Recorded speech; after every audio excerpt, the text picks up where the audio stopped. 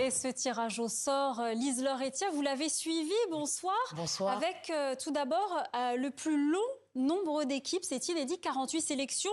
Pour l'instant, 9 équipes africaines sont qualifiées et le hasard ne les a pas épargnées. Vous avez choisi de mettre 3 rencontres en avant parce que symbolique dans l'histoire de la Coupe du Monde de football. Oui, un tirage compliqué pour les équipes africaines, certaines. Alors on va prendre 2 exemples. Par exemple, l'Algérie qui, pour son premier match, va tout simplement affronter l'Argentine, championne du monde en titre. Et puis le Cap-Vert, petit poussé de cette compétition qui se retrouve dans un groupe hyper compliqué avec l'Uruguay, l'Espagne et l'Arabie Saoudite d'Hervé Renard. Alors on commence donc par ces rencontres symboliques et par le groupe I où on retrouve une affiche francophone alléchante entre la France et le Sénégal qui ravive bien des souvenirs.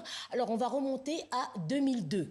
Coupe du Monde, match d'ouverture, la France, championne du monde en titre, affronte qui? Le Sénégal, dont c'était la première participation. 30e minute, stupeur chez les supporters français. Les Lions de la Teranga marquent le seul et unique but du match par Papa Bouba Diop. Alors depuis hier à Dakar, tout le monde parle de rééditer cet exploit. Mais attention, attention, les Bleus de Didier Deschamps qui comptent un effectif, on le voit, Kylian Mbappé et puis le Ballon d'Or Ousmane Dembélé ne se laisseront sans doute pas surprendre. La France prendra-t-elle sa revanche? Réponse le 16 juin prochain. Et une autre affiche de rêve, Maroc-Brésil, ça nous rappelle des souvenirs.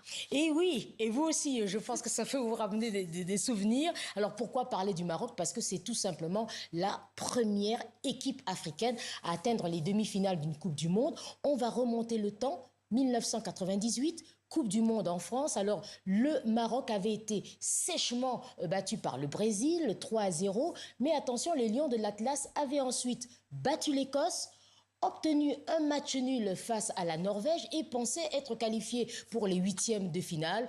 Sauf que la Norvège, contre toute attente, va battre le Brésil et le Maroc sera éliminé. Donc je pense que ce scénario hier dans la tête des Marocains est sans doute revenu. Mais attention, aujourd'hui, je le disais, le statut du Maroc a changé.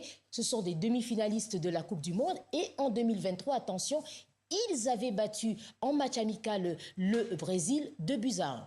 Afrique du Sud, Mexique, Lise Laure, là encore, c'est un match pour la revanche. Oui, déjà, ce sera le match d'ouverture de la Coupe du Monde qui va se jouer le 11 juin à Mexico. Alors pourquoi je parle d'une rencontre symbolique? Parce que le Mexique et l'Afrique du Sud se retrouvent 16 ans après leur première confrontation historique. La première, c'était le 11 juin 2010. Ils s'étaient séparés par un match nul et c'était la première Coupe du Monde qui se déroulait en terre africaine.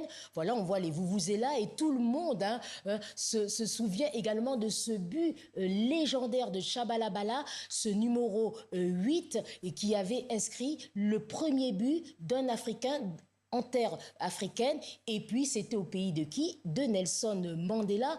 Un Nelson Mandela déjà affaibli, 92 ans, qui n'était pas venu à la cérémonie à l'ouverture, mais qui avait fait une brève apparition en finale et qui avait offert au monde une image. Voilà, celle-ci, image vraiment inoubliable. Merci beaucoup, Lise Laure, pour Merci, ce point complet. On a hâte que la compétition commence.